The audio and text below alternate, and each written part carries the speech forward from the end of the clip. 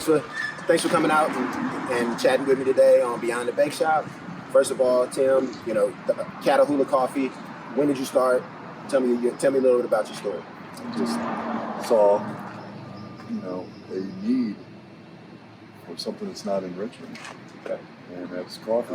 That was around 2003 because I was traveling 5 miles to Berkeley just to get in a shot of espresso, and it was all right. But what I found, and I didn't really go into it that brightly, is that the community needed something. The people who are moving into this area were the younger families, and they were used to having good coffee in Berkeley and San Francisco. Originally, there was a roaster in the front window. Just for the fact that you're going to get into a coffee, you got to own the brand, you got to own the product, and having a bright red San Franciscan roaster in the front coffee, that stops traffic. Okay, listen, we're not going to be a hipster to you. Again, I'm too old, too fat, I don't have any tattoos to really make it in coffee. But it's more, when you stretch the milk properly, it brings a sweetness out of it. You stretch it too. If it's too hot, then it just brings the flavor. So you're saying you brought that artisan craftsmanship to coffee? Yeah, I would say I brought the artisan craftsmanship a little, as much as we could, but without the attitude. You can get the attitude, but it'll cost you $29.99. Right. We will throw in the hipster attitude for you. So it's neat to see the community rally behind it. It's neat to see the community own it. I say, this is my place. How long did that take? That actually started really quickly because I had the roaster. I was sitting there roasting as people were walking in. So they were like, this is ours. This is our company. This is our place. This is our community.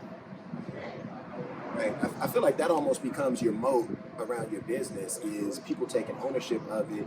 And I mean, you think about the other big brands, like this one being ours. And I think people like to have something to share with people when they come to their neighborhood and don't want to always have to go to San Francisco or Oakland to get high quality. I know for me, when someone comes in my like when people come in and they visit, I mean, I hear from my customers, they're like, yo, we got to stop by the cookie shop.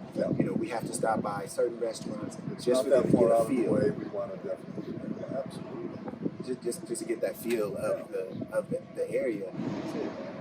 And you've kind of I think you've kind of captured the best of Richmond in the sense that when you bring people together. I mean, I felt like it was you walk into places and it's kind of like a no judgment zone. It's like, hey, what kind of coffee are you having? How would you like it? Very approachable. I think that's really important. I know for us, we get people of all different walks of life as well. And I tell my staff, we treat everybody with love and respect. And it's our job to serve them the best box of cookies they've ever had. It's not our job to judge them. Catahoula, the name.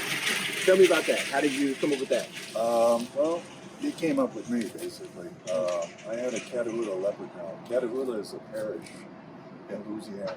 Okay. So it's a county in Louisiana. And it's known for its Catahoula leprechauns. It's a primitive dog from the United States that were interbred with the red wolf of the area, that interbred with the war dogs of the Spanish conquistadors that went through the area.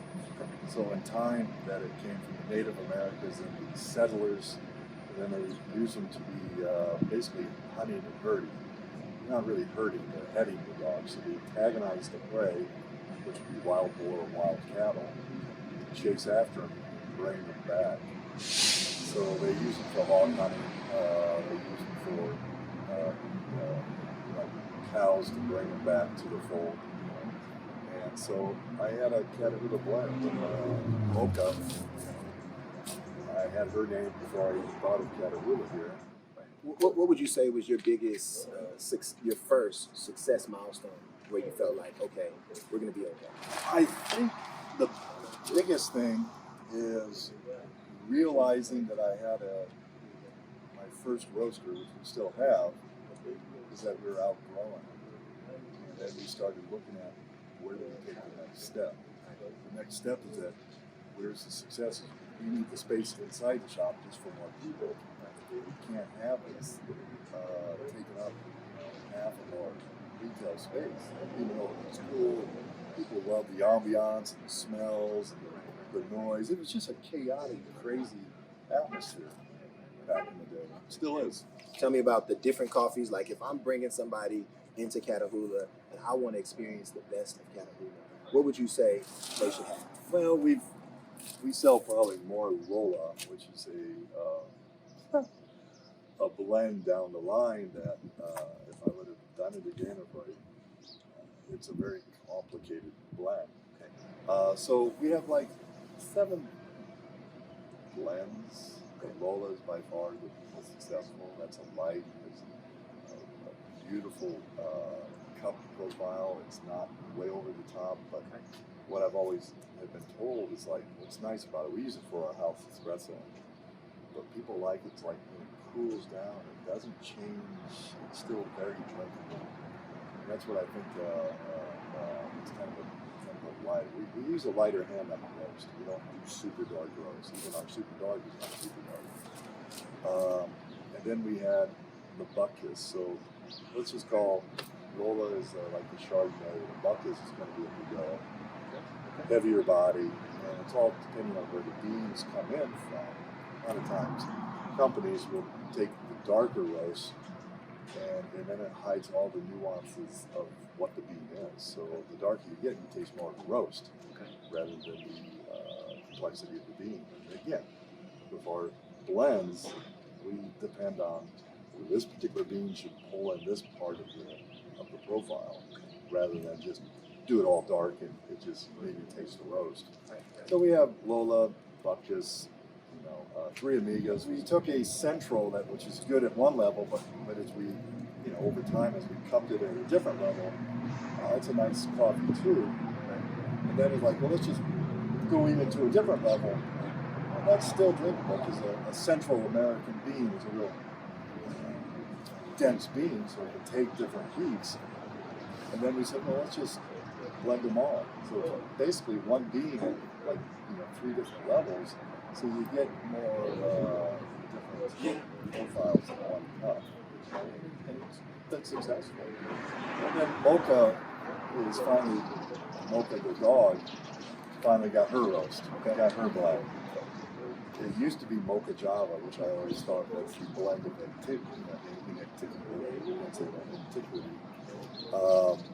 That it used to be Sumatra, Ethiopian, and Yemen. That's the blend of antiquity. That's when coffee first started. What came first, chocolate or coffee?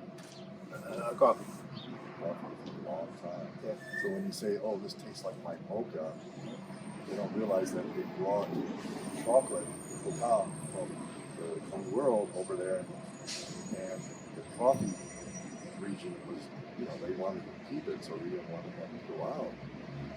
That's what that blend, the first blend was, Ethiopia, Sumatra, and Yemen. And it just kind of tastes like this cacao, chocolate, tastes kind of like my Mocha Java. Okay. So what we had, again, as I mentioned to you, the blends is difficult. Yemen is still hard to get, it's still expensive. It's incredible coffee. So we had to restructure and reformulate and just try to figure out how we can get the cup profile as close as we can to a true Mocha Java, and we have, and now which is called Mocha. And it's kind of after kind of Mocha Java gets after the opposition kind of gets, the original Catahoula gets a blend. So those are primarily our big blends. The craftsmanship. I mean, because you could go anywhere and just get a cup of brown stuff. You could get a dry ass cookie anywhere. But for me, I want you to get this buttery, so crunchy on the edges, soft and chewy on the inside. The way my family, how we think a cookie should be. So I could show you some of my cookies, man. Absolutely. Awesome. Okay, what I brought my daughter would like this one. Okay, so I brought you a nice collection of cookies. So what you have here is this is our salt on that one. This is our seasonal cookie right here. This is our salted caramel snickerdoodle right here. And like I told you, I had so many custom requests, and it was like if I'm gonna make a snickerdoodle cookie, it had to be through my lens. And so for us, it was like it had to be multi-dimensional. Well, yeah, you just don't want to be like Yeah. It had to be multi-dimensional. So what we did was we took this soft and chewy snickerdoodle cookie and we rolled it in cinnamon and sugar, and we put caramel on the inside of it, and then we topped it off. I think you just made me a type 2 diabetic. And we encourage people to exercise and to do moderation. Yeah, you know, and we sell them in boxes of 12 in different flavors. I think about it like how you would buy like a box of donuts that you would take to the office. Yeah. You don't buy a box of donuts because you plan on consuming them all yourself. These are meant for sharing. I want you to try my butter pecan, brown butter pecan. And I want to get your initial thoughts on it. What I like about this is I'm not the biggest fan of pecans. Not that I don't like them, but a lot of times when you have something that has the pecan name, it's just so overpowering. Right. It's not. It's just subtle. It's subtle enough to get a taste bud, and that's it. It's not like overwhelming. So this is a seasonal with strawberry? No, that's actually one of our day one cookies right there. You know, that's strawberry. That's our strawberries and cream.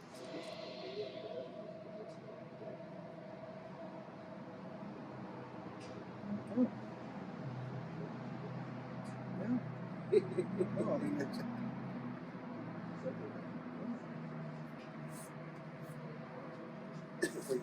You know, we got something for everybody. You know, you got something that like that right there you had. Kids typically like that. You know, it's got this birthday flavor. But it has a little bit of again, it's not. It drives me crazy when you go in to have an artisan cookie. And it's like, what am I eating? Just butter and sugar?